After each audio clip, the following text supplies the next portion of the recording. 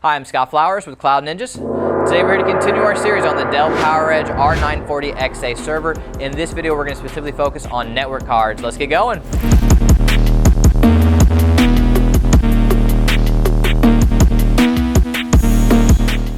Hey, thanks for stopping by today to learn a little bit more about the Dell PowerEdge R940xa server. Do us a favor if you find anything that helps you in this video, click that like and smash that subscribe. All right, we'll top in. This video is going to be specifically dedicated to network cards. So what we're going to do in this video as a whole, we're going to go over the different types of compatible network cards. And at the very, very end, we're even going to put up a chart that's going to show you a bunch of the approved compatible network cards, at least approved by Dell. There's plenty of other options out there that will work that are not approved by Dell. And hey, if you have some of your own fan favorites, drop a comment down below, let everybody know. But we will have a approved list at the end of cards that work. There might be a few mixed in there that we've tested ourselves as well, but cards that we know will work. And then what we're going to do is we're going to go over the different types of interfaces that are compatible, and then we're going to go over the different speeds that are compatible, and then we're going to show you how to physically install your cards. There's two different types of cards. We're going to show you how to install both of them, and then again at the very end we're going to put up that compatibility chart. So let's go ahead and hop into all the good stuff. So as I briefly touched on, there are two types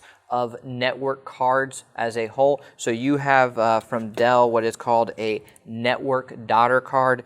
So here are a few different types of network daughter cards. We're big fans of the network daughter cards because essentially when we open it up, we'll show you in the back there is a carved out slot specifically for the network daughter card so that you can use it really only for that. So really we highly recommend using that. On the flip side, you can also use a PCIe card. So there's a ton of PCIe slots, so if you want to add in additional cards, you can use a network daughter card and multiple PCIe cards and have a ton of networking as a whole. So it just depends on what you're looking for, but those are the two types of network cards. All right, so what types of interfaces will work with the R940xa server? Well, you have RJ45, which is just another way of saying Ethernet, one of the most common ones that people like to use. You have SFP, SFP+, SFP28. You have QSFP+, QSFP28, and QSFP56. So there's a ton of different options as far as the interfaces are concerned. And one last note, Fiber Channel will also work. It's not stated in Dell's technical guide or in their spec sheet, but Fiber Channel is another interface that will work for the R940xa server.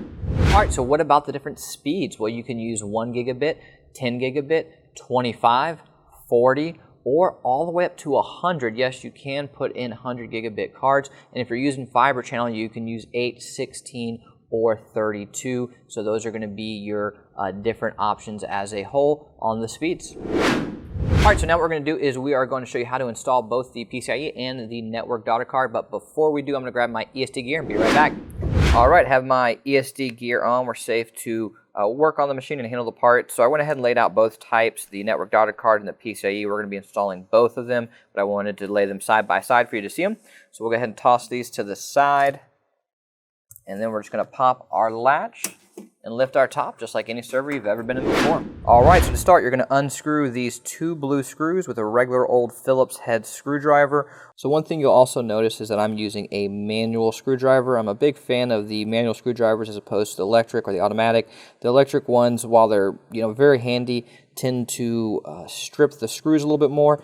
Once those are properly unscrewed, you're going to take these two ends, you're going to pull them inwards and lift to remove the bracket.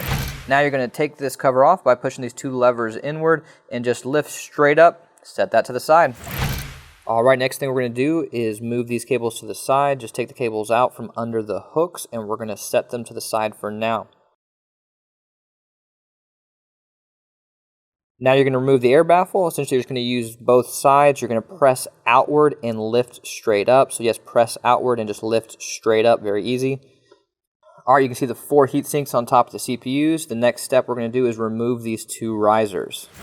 All right, so all you're going to do is use this blue lever, push it forward to unlock, and you're going to be able to lift the riser straight up. Same thing for the next riser. Just going to push the lever forward and lift the riser straight up. Now we can remove the second part of the air baffle. All you must do is go to the sides and make sure you unhook the baffle here, and once you have it unhooked, you can just lift it straight up. And now we can finally see inside of our server clearly, and we have access to all 4 heat sinks. For these risers, they have PCIe slots that can be used to install a GPU or PCIe network cards. Here are the slots you will use. Now, the first thing that you'll want to do when you are installing a PCIe network card is to press the square here and lift this cover up and over so it does not get in the way. Now you have access to the slots in your riser. However, we need to remove these brackets. All you need to do is flip this blue bar back, and now you can choose which bracket you need to take out. So we are going to be using this slot, which means that we need to take this second bracket out to make some space for our network card. Just going to set this bracket to the side. Now we're going to install our network card into the riser. Make sure to check the leads and make sure that it lines up with the slot. It may take some force, but be very gentle and careful. On top of that, we need to ensure that the profile is fitting correctly as well. So you should be able to feel it whenever it reaches it. You'll be able to see it as well whenever it covers the leads. And that'll tell you whenever the network card is successfully installed into the slot. Now we can make sure that the profile is flush with the other brackets.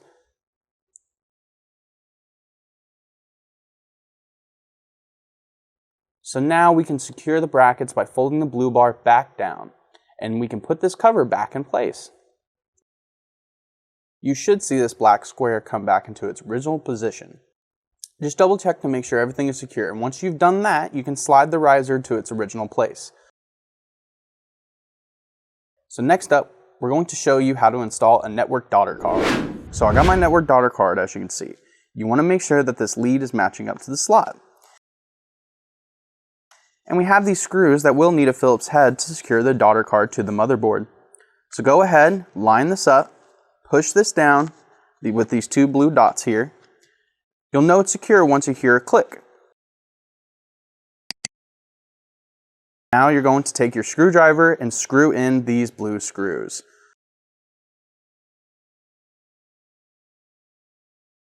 And there you go, you've done it.